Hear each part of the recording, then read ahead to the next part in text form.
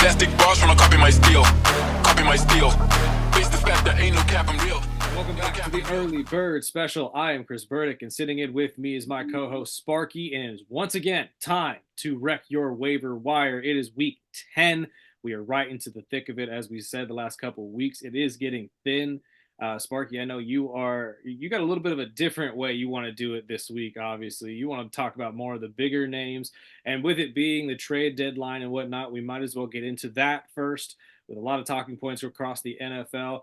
First and foremost, the biggest trades of the day so far: Za'Darius Smith headed to Detroit to fill that much-needed pass rush spot that Aiden Hutchinson has left open. How do you feel about that one? Personally, I think that's a good pickup that wasn't Max Crosby. It's probably the next best pickup they could find. I mean, that was it was going to be either. I thought it was either going to be Max or who was the other guy they were throwing out? Same team, Myles Garrett. Okay. I watched one of the Sunday pre-games where they were talking about Myles Garrett, especially with how he had reached out to the audience after all they booed Watson, and they were saying that he was probably on his way out, but it was going to take like 3 first-rounders, and nobody's going to give 3 first-rounders to the Browns because the Browns are the only team that's stupid enough to trade 3 first-rounders for a player like that. But I think it's a solid pickup. I like. I mean, we're a little over 90 minutes before the deadline. I don't see anything crazy happening this year, but I've been shocked before.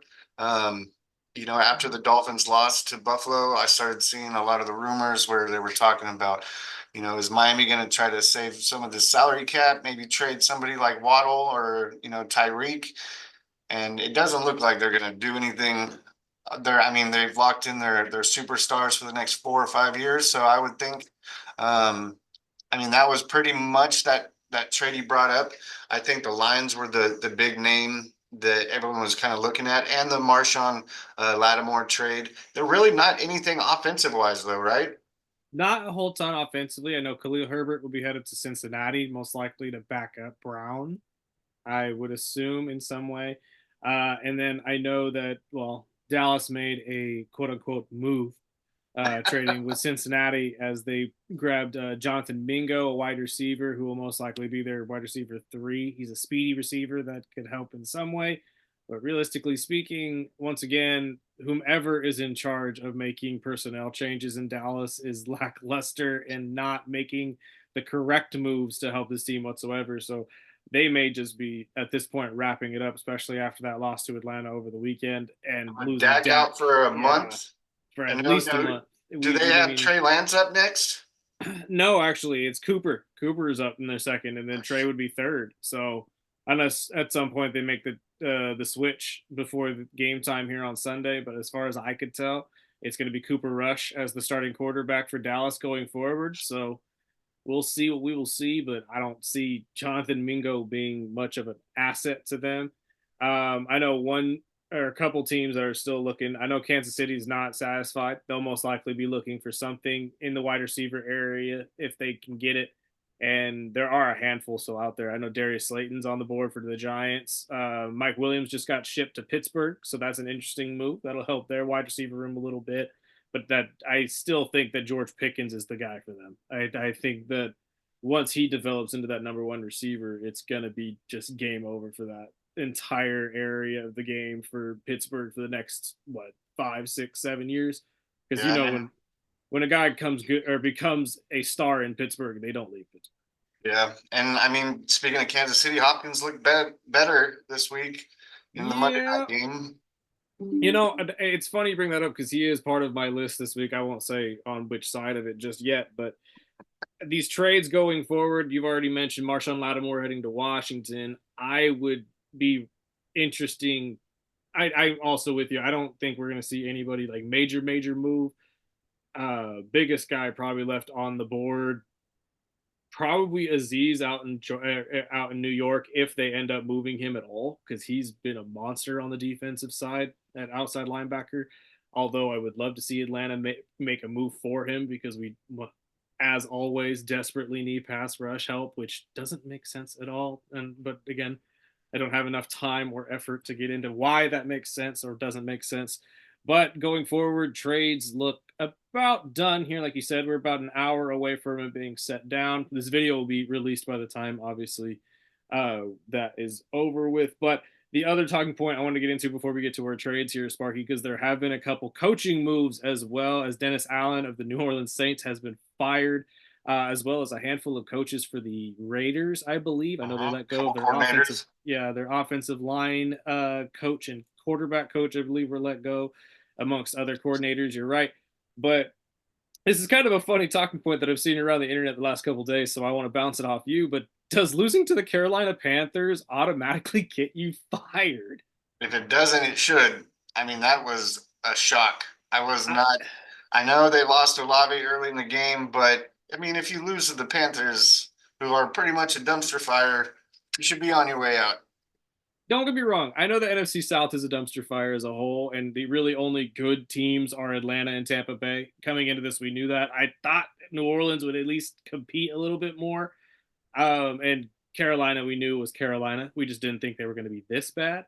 But realistically speaking, they might as well. And again, I'm not coining this as my own, but the Carolina Reapers might as well be the name, because if you lose to Carolina at this point, your career is OVA. It is Yes. done. And this is interesting to me because I didn't expect them to lose, just like everybody else. I expected the Saints to go in there and win and at least walk away with their third win of the year. But after that loss, I don't get me wrong, I'm not surprised they fired Dennis Allen. I knew that was coming at some point, but is Carolina really walking around with the Reaper scythe right now, ending people's careers? That's nuts to me. I mean, it should be. It should be. And I will say with New Orleans, you know, Rizzy, this isn't his first time being the interim head coach for some reason. You know, Rizzy, I love Rizzy as a special teams coach. He spent years in Miami. He's But really the guy he's the guy to thank for this new kickoff rule. mhm. He was one of the main heads of this entire move. I mean, I also read, going back to the Raiders, I saw that they brought in former head coach Norv Turner Mhm. to help out with that team, which it might be a savior for Mr. Pierce, because the Raiders, I mean, after spending so much money and then now trading Devontae Adams and really just looking like another garbage fire. But I'm going to use that Saints to go with my first bench, and that is I told you last week I was feeling good about starting Carr in fantasy. Now I would say bench him, bench everyone in New Orleans except, of course, you know, Kamara. But I mean, the Jesus, they look bad, and Carr looked really bad. I don't know if that was, you know, post losing your number one receiver, and then I know him and former Saints receiver. What is his damn name? I always forget his name, but Michael Thomas. Michael Thomas having words in Twitter with X. But I'd personally steer away from Carr if you have him. I know a couple buddies. I believe you might have one Carr in one of your leagues, but personally, I'm looking at Justin Herbert for the pick of the week, or a pickup of the week for a quarterback. You know, after starting the first month of football, you know, looking bad, and he was fighting off some injuries, but the last 3 weeks he's averaged 21 to 22 points a week, and I wouldn't say he's fully back, but that offense is starting to gel. You know, it's they really did look great last week, and that's why I agree with you 110% that this could be a really good pickup. I did have to pick up Derek because I didn't trust Dak against the Atlanta defense. Thank God I actually made that move. Not that Derek did much better, unfortunately, but I mean, it was still a small improvement, if that makes sense. But I mean, Herbert's interesting. I hold on, give me a second. And they are playing the Titans this week. Oh, that's what that is. I'm sorry. Fuck. There was something going on in the background, and I was like, it sounded like a dog licking something. I was like, what the fuck is that sound? I'm sorry. We'll have to clip that out. But I'm shocked though that you're going back on your DC pick so quickly. You don't think that he's gonna bounce back from this at all, do you? No, Not at all. no. Okay. Well, I mean, and it's entirely possible. Like you said, they had a lot of injuries on the defensive side and on the offensive side. Losing Olave for long term is going to be huge. Although him and Olave haven't exactly had the greatest of chemistry this year, so it may not be that much of a loss in the pass game, in my He opinion. just But looked bad. He just looked yes, bad. but going into this week against Atlanta, it's going to be interesting because I mean, once it's a weird thing in the NFL. Once you fire your head coach, usually the team gets a fire under their ass and at least wins the next game or two. So they could sneak out here with a win. Because actually, it's funny that you bring up the Saints because one of my pickups of the week is actually Taysom Hill of the Saints because I'm, being an Atlanta Falcons fan, I could tell you this for certain. Taysom, for some reason, can get into the end zone or get others into the end zone very easily when they play Atlanta. He has scored 10 touchdowns in 15 games against us in his career. He is a great player in terms of getting in the end zone. And at this point, right now, with Atlanta or with the New Orleans Saints offense being so depleted, he may be leaned on a lot more, at least in the, I would say, pass game or the slight run game in the red zone, at least to get a touchdown or two. So Taysom might be a solid pickup in your flex if you need somebody in that area. But quarterback wise, though, if you are looking to get rid of Derek Carr, one guy that I think you should look at is Sparky's boy Tua, because it may be Tua time in LA this week, going up against the 18th ranked defense of the Rams. And honestly, it's not necessarily Tua that I believe in, it's the matchups more likely. The matchup against the young front of the Rams defense is favorable at best because Tua is mobile, and I don't know if they're ready for a quarterback that's like that.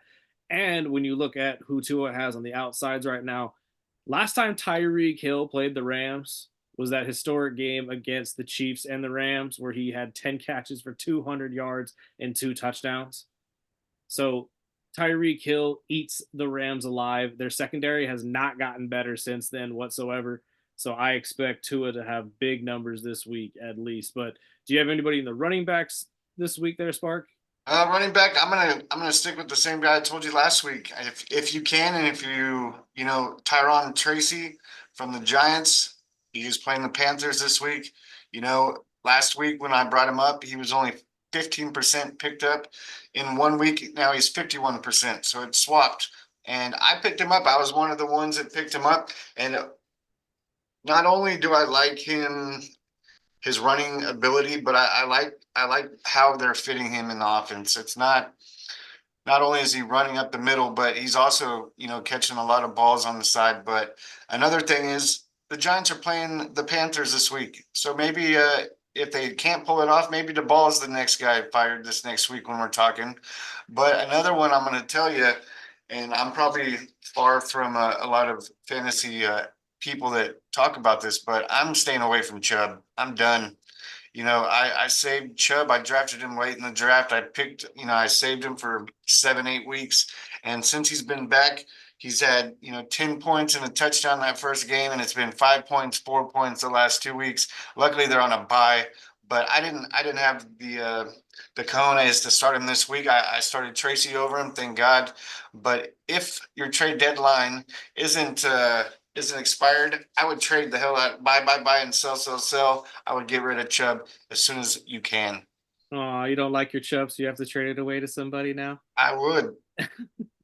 I disagree with you. I am waiting for Nick Chubb to come back to his former self, but this just may not be the best time for the Cleveland Browns. It is just not looking great for them. So it may take a couple weeks, especially with him coming off such a serious injury. I also have Tyrone, to be honest with you. He's really the only running back in your free agency right now. It's probably worth the damn to pick up. So if you have a chance, because I mean, 50% of you probably got a chance to pick this guy up in your league because a lot of people don't trust the New York Giants. I'm not 100% sure why, which is actually a perfect transition to my other surprise of the week, which it's more of a surprise that I can't believe people haven't jumped on this train yet. But the New York Giants defense is still only 5% rostered in people's leagues and is the eighth, I believe, ranked roster or defense in terms of points. I don't know what this defense needs to do to get you guys to believe in them. They have over 30 sacks already on the year. They don't pick the ball up very often, I grant you, but they have about, I think, 7 forced fumbles as well. So they get to the ball. They produce points every single week. And those of you who are sitting there holding on to a Dallas or, somebody that you hardly believe they're going to come back and win you a week, yeah, you could do better, and you can honestly pick up the Giants for probably the rest of the year, and they could help you get to the playoffs. I don't understand why people haven't jumped on this train yet, Spark. Yeah, I have them, but I haven't started them the last couple of weeks. But I was surprised looking over the defensive stats. I mean, they have 30 plus sacks on the season, and that is in the top five. It's crazy. And a lot of people with, that don't play or don't pay attention to a lot of the defenses, they go with the whether it's a projected, which the Giants are rarely projected what they usually get. And second, they go for the big name. They go for Mhm. the Baltimores, and Baltimore hasn't been jack shit if you want to talk defensive with fantasy. So I'm with you. The Giants defense have surprisingly helped me a lot this season so far. It's just incredible to me that only 5% of people have put them in their rosters. I have them in at least 2 or 3 of my teams. The only team that I don't is because I have Denver and the Chargers defense in that one. So I don't necessarily need them because that would be number 1 and number 3. But if you have in need at all for defense or special teams, you need to jump on this Giants train if you have a chance, because I promise you, you will not regret it whatsoever. Now, the only thing that I have left, Sparky, are the group of people that I say you should stay away from this week. I wouldn't say drop them or get rid of them in any sense, but definitely bench them this week. First and foremost, in the running back category, I say stay away from all Jacksonville running backs. That's ETN and Bigsby. They have a really, really tough game coming up against the Minnesota Vikings. Flores' defense is for real, and they are stingy as hell on the run. So it is not going to be a good week for them, especially with just the uncertainty of who's going to be going forward as the number 1 running back in Jacksonville. Is it going to be ETN? Is it going to be Bigsby? What are we going to see going forward? And honestly, I just don't think this is going to be a good week for them going into it. And then the other one to really bench, or actually, I'm sorry, I have 2 more. One is DeAndre Hopkins of Kansas City. Now, I get it. I'm crazy for saying this, right? Now, hear me out, though, before you start slandering my name here. He has done great, yes, last week, but he has yet to actually do that consistently. And realistically speaking, he's going into a game that is just stacked against him in terms of the secondary. He played against Tampa Bay on Monday, which has a weak secondary. You're going into Denver, which arguably has one of the best in the league. And I just don't think they're going to give Hopkins any chance whatsoever to catch this ball. Being a division game, it's going to come out really hard for him to get open. I think I just believe, especially if Patrick is injured as much as it looked like he was, they're going to rely more on guys like Travis Kelsey and people on the interior to get them some points. But that's just my opinion. And then my last one is actually a quarterback, Baker Mayfield of Tampa Bay. I love Baker. He has obviously been great for most people this year, number 2 in most leagues in terms of points. But realistically, this week, going against the number 10 San Francisco defense, who are coming off of a bye, this boy is going to get eaten alive. The last time he played against a top 10 defense, he only got 4 points, and that was with Mike Evans and Chris Godwin. That was back in week 4. So this is not going to be a good week for most of you Baker Mayfield owners. Man, that hurts my feelers because I was rooting on him last night, and seeing his face when they lost the coin toss in overtime, I was like, oh man. But I really I agree with all of them. I do have Hopkins in one league, but I haven't had the balls to start him. I'm kind of waiting this one out. We have an extra roster spot, so I'm kind of waiting on that one. But yeah, I would stay away from Hopkins until whether he learns that offense or he proves that he is going to be a number 1, target over there. But I know last night they lost another receiver in Kansas City, so I wouldn't be surprised if, going back to your trade talk, if in the next 45 minutes, if Kansas City gets tricky and picks up one of these receivers. I do like that Slayton over at the Giants. If Slayton is able to go over to Kansas City, uh, I He will could not be fit a happy. lot. He could really fit that outside need that they have. And if you put him on one side, Hopkins on the other, and Worthy, I think that's just as dangerous as most people's wide receiver room right And then there. plus they'll get Juju here in a couple weeks back from injury, so Yep. I don't want to talk about that. But I have 2 players to wrap it up with my pickups of the week. I'm going to go back and forth with this one because me and you have talked about this guy, and we even talked about it off the air a few times. But Rome Odunze, we told you, stay away from him last week. and then he goes off for one of his best games of the season, going back over 100 yards. I do like him if you have receivers on a bye or you have receivers that are injured, and roams out there. He's playing the New England Patriots, which secondary has been beat up. And my final one, which in fashion with my Dolphin hat, I'm gonna go with the tight end that I haven't brought up this season, and that's Jonnu Smith. And in 2%, he's picked up in fantasy, and that's probably a good reason. That first month with Tua out and the variety of different mixed quarterbacks that Miami was forced to play with. If you haven't watched but the last 3 games, Jonnu's been a big piece of that offense, whether it is targets or even running the ball. They've ran a couple different options where Jonnu is running and even throwing a ball or two. But I like his matchup against the Rams. And just in the last 2 weeks with Tua back from his injury, Jonnu's had 10, 12 points each week. So if you're like me and have these tight ends that are kind of been hit and miss, like Isaiah Likely or Hunter Henry, I think this week it might be a better option to go with Jonnu Smith over Miami. You know what? I love that pick because I was looking at Johnny, my dang self, and tight ends have been so up and down this year. It is hard to pick up any of them. I still stand by my Zach Ertz pick if he's been consistent all year long. So if you need somebody in that area as well, and obviously I gave you Taysom Hill this week as well because I guarantee you he's at least good for one. It just happens every time he plays Atlanta. He's getting at least close to the end zone or in the end zone once a damn game. Same with Alvin Kamara. So if you're an Alvin Kamara owner, you better be starting him as if you had any other choice. But that is our picks of the week. Hopefully these help you guys out in the waivers. If they do, let us know in the comments. If they don't, let us know in the comments. We'll hear all of them. We will share them online. We don't care. If anything works for you, works for us. And we're just here to try to help you guys out, obviously. Listen out for our wrestling videos coming out later this week. Myself and Kimball Woods, 24KG, did a little bit of a rundown of what happened after Crown Jewel and what we expect to happen, obviously, going forward. Plus, our video of Dark Side of the Ring will be coming out here pretty soon as well, most likely in the next week. I know we've been talking about it for at least a week and it's been waiting, but hopefully you guys look out for that as well. Like, subscribe, all that jazz. Just share with whomever you wish. And like always, just look out for our videos weekly, and we'll see you guys next time. Peace out.